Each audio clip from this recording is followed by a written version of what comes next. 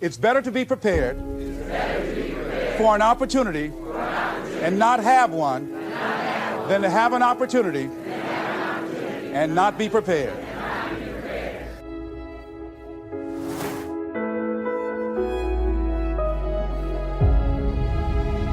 You see, when you're not pursuing your goal, you are literally committing spiritual suicide. When you have some goal out here that you're stretching for and reaching for that takes you out of your comfort zone, you'll find out some talents and abilities you have that you didn't know you have. I started speaking just to elementary school kids because I knew they didn't know what I was talking about. And they gave me all kind of standing ovation. We like you, yeah. Then I graduated up to junior high school and then to senior high school and then to various community groups and church groups and civic associations and then to colleges and to businesses. Now I'm traveling across the country and then traveling nationally and internationally. But I never would have discovered what I'm able to do right now if I wasn't willing to take a chance. And you've got to be willing to do that. You've got to believe in yourself.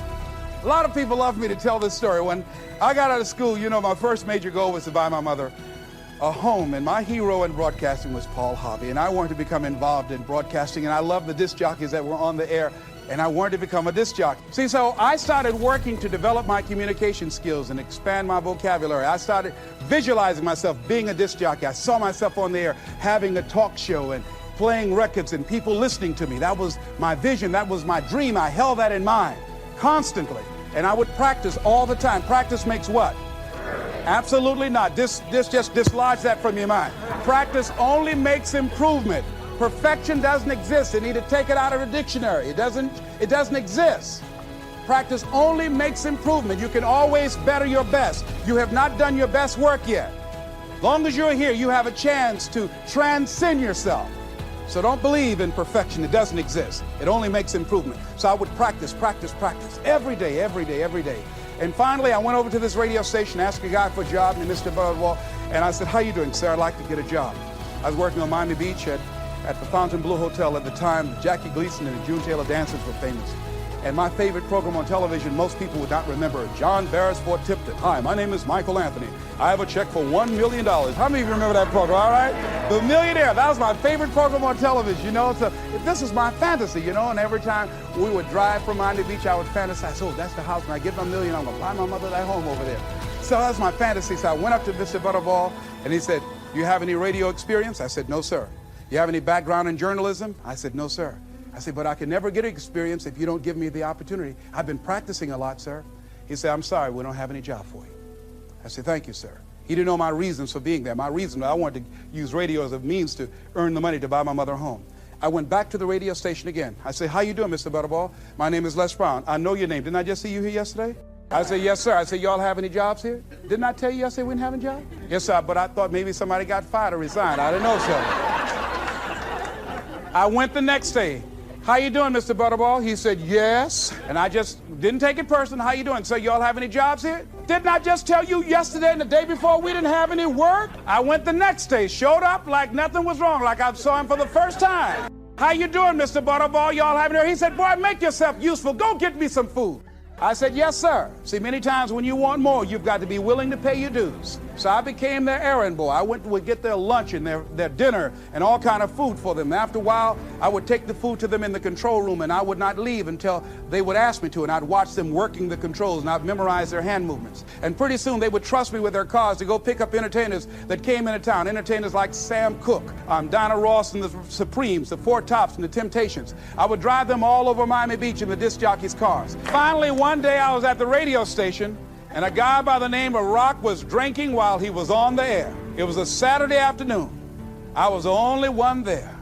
None of the other jocks were available, and I was looking at him through the control room window. Pretty soon the phone rang. It was the general manager. I said, "Hello?" He said, "Les, this is Mr. Klein." I said, "I know." He said, "Rock can't finish his program." I said, "I know." He said, "Would you call one of the other DJs to come in?" I said, "Yes, sir." I hung the phone up. I said, "Now he must think I'm crazy." I called my mom and my girlfriend, Cassandra. I said, "Y'all come out on the front porch and turn up the radio. I'm about to come on the air." I waited for about 20 minutes, and I called him back. I said, "Mr. Klein, I can't find nobody." He said, "Young boy, do you know how to segue the records?" I said, "Yes, sir." He said, "Go in there and don't say nothing here." I said, yes, sir. I couldn't wait to get behind those controls. I put the headphones on. I said, look out, this is me, LB Triple P, Les Brown, your platter playing papa. There were none before me and there will be none after me. Therefore, that makes me the one and only. Young and single and love to mingle, certified, bona fide, indubitably qualified to bring you satisfaction, whole lot of action. Look out, baby, I'm your love man. I was hungry. It makes you feel better when you are able to have charge of your destiny, doesn't it? Gives you a good feel. Gives you choices. You can do more things. Living a dream, changing your life is hard. It's hard when you lose all your money, when you've given it the best that you have, when you have some major setback. It's hard. When a doctor looked at me and said the three horrible words no one wants to hear, you have cancer.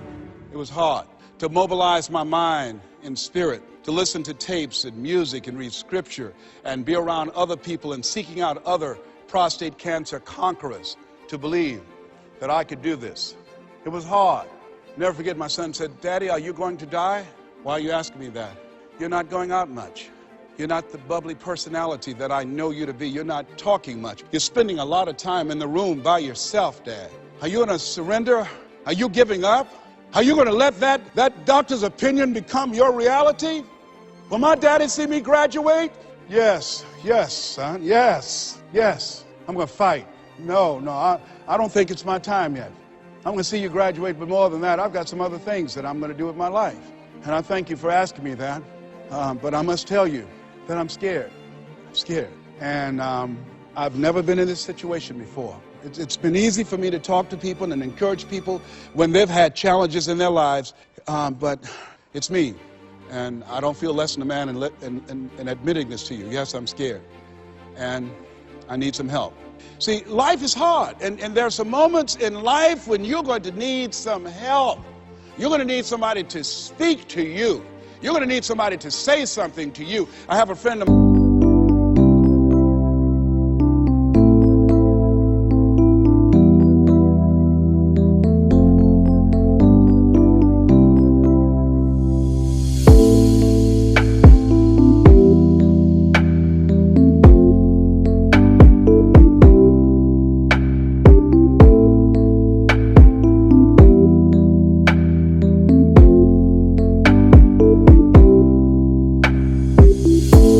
Willie Jolly, who's a motivational speaker, he said a setback is a setup for a comeback. I had to listen to Willie's tapes. I have another friend, Kevin Brace, who's a speaker. He said, Les, come on, man, you can do this. You can make this happen. You can hit a home run. It's a done deal. You are Les Brown. That cancer's got to get out of your body. I said, talk to me, Kevin, talk to me. That's what I need to hear. I needed to hear those words. I don't care who you are. Many people won't allow themselves to ask for help because of pride. Pride cometh before a fall. Because of ego. Ego means edging God out. No, ask for help. Not because you're weak, but because you want to remain strong. And ask for help and don't stop until you get it. I'm here because a lot of people helped me. I'm here because a lot of people believed in me at a time when I was struggling to believe in myself. The other thing is, let us say together, it's worth it. Yeah, see, I think, and write this down, you got to find 5 reasons that will make it worth it for you. 5 reasons.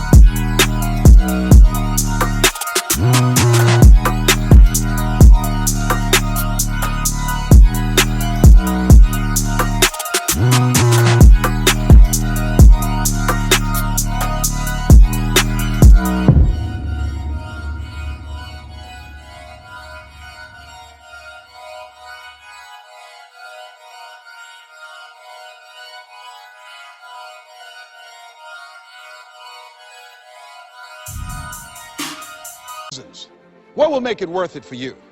Mine was, I want to take care of my mother. Mine was, I want to do something with my life. What will make it worth it for you? Mine is, I want to leave a legacy. Mine is, I refuse to die an unlived life. What will make it worth it for for you. Repeat after me, please. You got to be hungry. As you look at your goals and look at your dreams, write this down. You will fail your way to success. See, 85% of people allow their fear of failure to outweigh their desire to succeed. You're going to make some mistakes, and it's okay. Anything that's worth doing is worth doing badly. It's worth doing right if you know how to do it, but if you don't know how to do it, it's worth doing badly until you get it right. You have to be willing to experiment with life. I've done a variety of things and I had absolutely no idea I have the ability to do those things. Here's what I can say about you, and I don't even know you. You've got greatness within you, but you will not discover your greatness in your comfort zone. You've got to be willing to get outside of your comfort zone, because in order to do something you've never done, you've got to become someone you've never been. And most people, they go to their graves with their greatness still in them. Maybe that's why one woman said in a moment of anguish, what if you live your whole life only to discover that it was wrong? Here's something else as you think about your goals and dreams. What's your why? Why do you want to do it? What drives you?